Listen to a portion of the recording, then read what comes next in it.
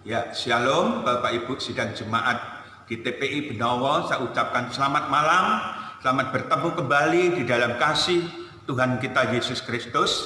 Kita akan mulai dalam ibadah persekutuan doa TPI Benowo. Ya, kita akan mulai dengan sebuah pujian, ada satu sobatku yang setia.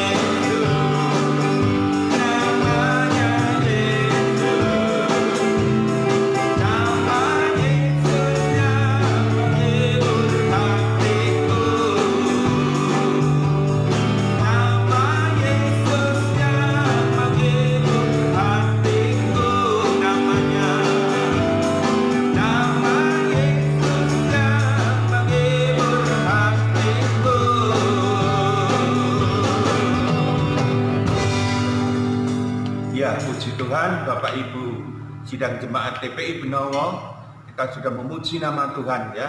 Memang tidak ada nama yang dapat memberikan sukacita damai sejahtera ya, yang menghibur saudara dan saya selain nama daripada juru selamat kita, Tuhan kita Yesus Kristus.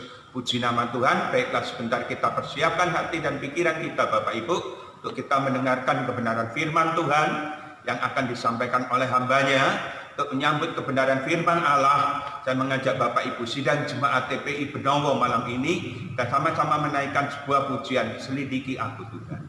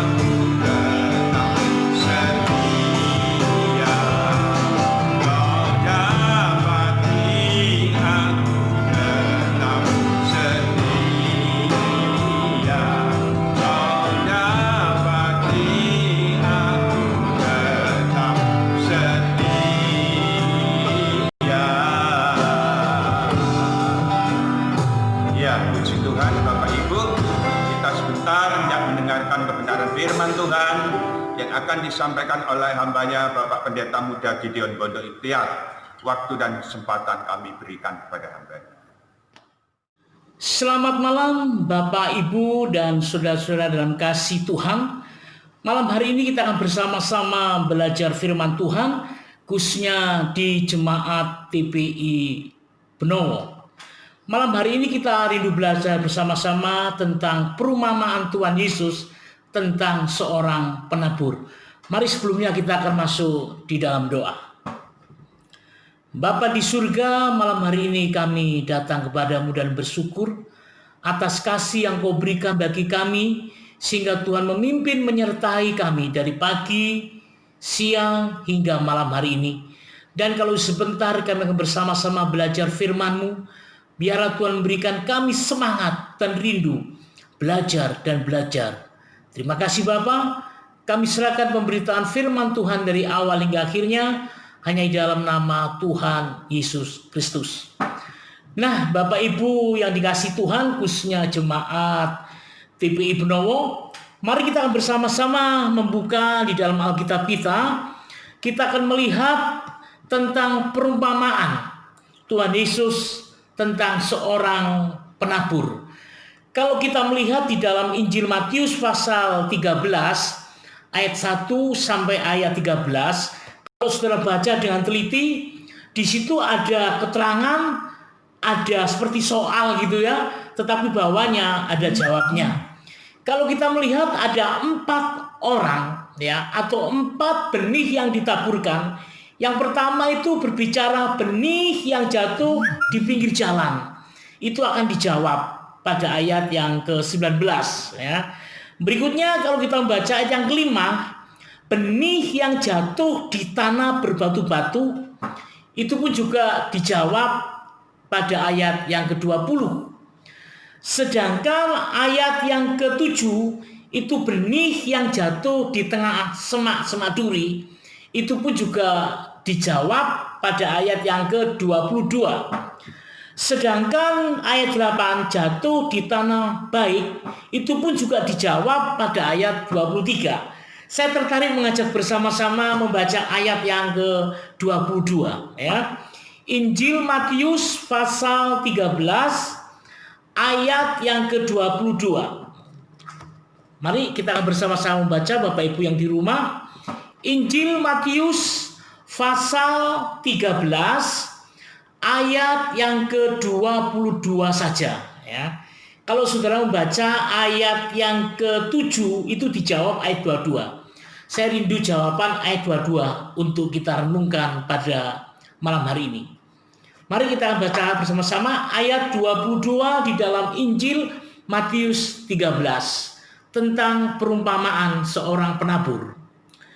Yang ditaburkan di tengah semak duri ialah orang yang mendengar firman itu, lalu kekhawatiran dunia ini dan tipu daya kekayaan menghempit firman itu sehingga tidak berbuah. Sekali lagi ya, saya bacakan ayat yang sama, ayat 22. Yang ditaburkan di tengah semak duri ialah orang yang mendengar firman itu, lalu kekhawatiran dunia ini dan tipu daya kekayaan menghempit firman itu sehingga tidak berbuah. Mari kita akan berdoa terlebih dulu. Bapa di surga, kami kembali datang kepadamu. Kami bersyukur dengan keadaan dan suasana seperti malam hari ini. Kami diberikan kesempatan untuk belajar dan belajar firman-Mu. Dan kalau sebentar firman-Mu disampaikan, biarlah boleh kami renungkan dan kami boleh menikmati bersama Tuhan sehingga kami rindu berbuah dan berbuah. Di dalam nama Tuhan Yesus Kristus kami berdoa dan mengucap syukur. Amin. Jemaat TPI Benowo yang dikasihi Tuhan, kalau kita melihat di dalam pasal 13 ini, ayat 1 sampai ayat yang ke-23, itu berbicara tentang seorang penabur benih. Ya, tadi saya sudah sampaikan ayat 4, 5, 7, 8 itu adalah benih-benih yang diartikan pada ayat yang 19, 20, 22, dan 23. Malam hari ini saya tertarik pada ayat yang ke-22 saja ya. Di sana dikatakan begini, yang mendengar firman itu siapa? Benih yang ditaruh di semak-semak berduri. Berarti orang yang mendengarkan firman, tetapi mereka juga mengalami suatu hempitan. Kalau kita membaca di sana dikatakan yang pertama yaitu khawatir. Ini orang yang mendengar firman loh ya. Saya nggak berbicara orang yang nggak mendengar firman. Ini orang yang mendengar firman dikatakan benih ini tumbuh tapi dihempit oleh tanaman lain, yaitu semak-semak berduri. Orang yang mendengar firman, rupanya ada catatan penting di sana, ada dua hal yang menarik yang kita pelajari, kita renungkan pada malam hari ini. Yang pertama, ternyata orang yang mendengarkan firman Tuhan itu yang dihempit oleh masalah atau semak-semak ini berbicara Pak. Orang yang mendengar firman Tuhan rupanya masih mengalami kekhawatiran. Itu yang pertama. Yang kedua dikatakan tipu daya kekayaan. Nah, inilah yang menjadikan hambatan buat kita bersama. Apakah Bapak Ibu saudara-saudara yang kasih Tuhan, khususnya jemaat TPI Benowo mengalami apa itu khawatir? Tentu. Apa itu dikatakan tipu daya kekayaan yang menghempit? Seperti digambarkan semak-semak yang berduri. Firman memang didengar. Tentunya kita tidak terlepas. Contoh, kita bisa mendengar melalui online kayak malam hari ini.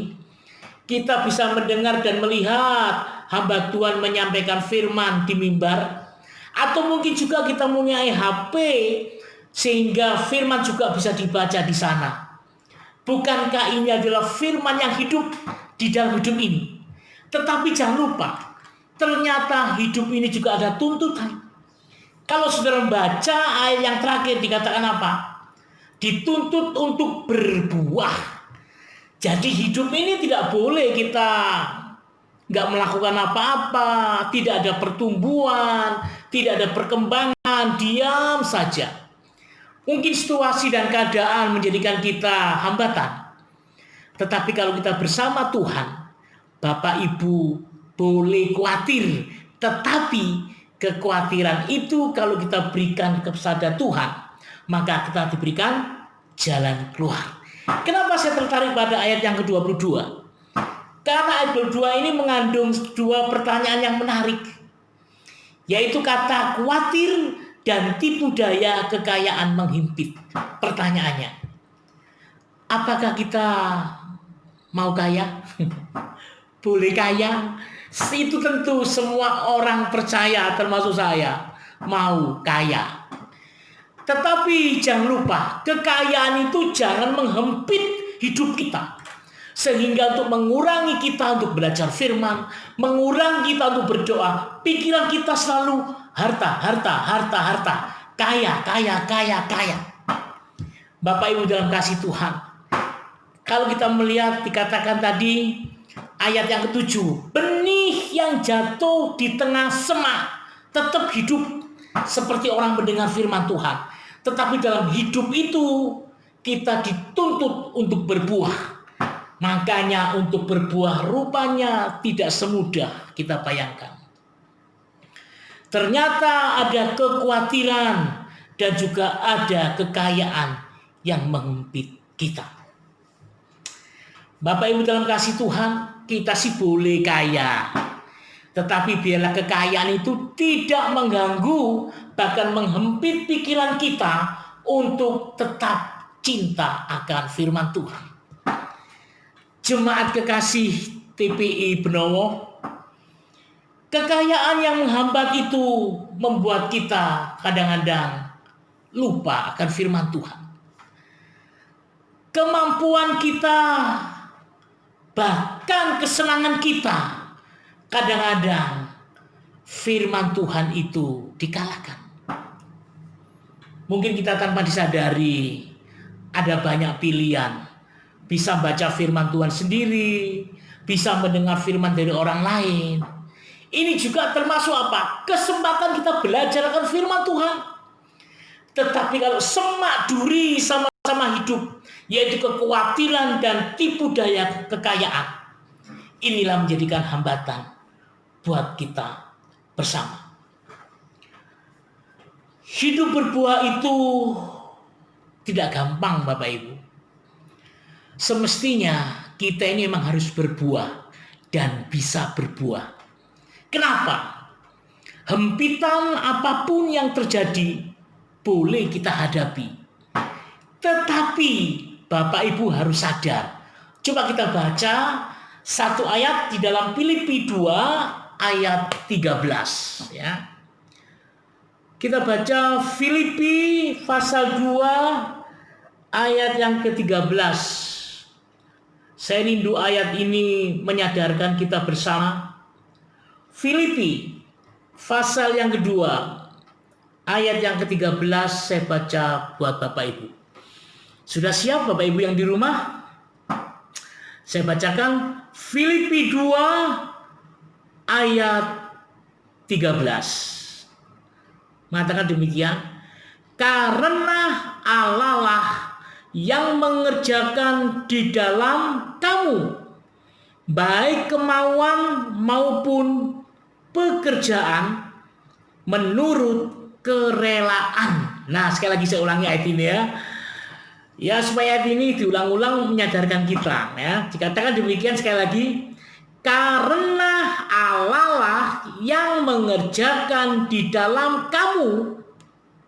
Perhatikan, ternyata Allah lah yang mengerjakan seluruh hidup kita ini. Kalau kita sadar bahwa Allah itu yang mengerjakan seluruh kehidupan kita ini, saudara dan saya yakin tidak berani kita berbuat dosa, bukan? Tidak berani meninggalkan Tuhan kita, bukan? Kita selalu bersekutu, selalu berdoa, dan selalu belajar firman-firman dan firman. Apakah khawatir ada? Ya. Apakah hempitan ada, kekayaan? Mungkin juga iya. Tetapi kalau kita sadar bahwa hidup ini sepenuhnya ada yang mengerjakan, yaitu Allah sendiri, maka kita tentu berbuat baik, bukan? Bapak Ibu yang dikasihi Tuhan, khususnya jemaat TPI Benowo, biarlah malam hari ini kita disadarkan. Semua hempitan boleh terjadi, semua hambatan boleh terjadi, bahkan hidup kita pun persoalan boleh terjadi. Tetapi kalau kita sadar bahwa hidup ini ada yang mengerjakan, tentunya Allah selalu berbuat baik dan benar dalam hidup ini. Kekhawatiran, akan berlalu. Hempitan apapun, pasti Tuhan selesaikan. Itu karena janjinya sendiri. Bapak Ibu yang dikasihi Tuhan, biarlah firman Tuhan yang singkat pada malam hari ini mengingatkan kita kembali. Apapun terjadi, firman didengar, mungkin banyak godaan. Firman dengan setia kita baca, mungkin banyak hambatan. Tetapi jangan lupa, kita harus sadar bahwa semuanya dalam hidup ini ada yang mengerjakan.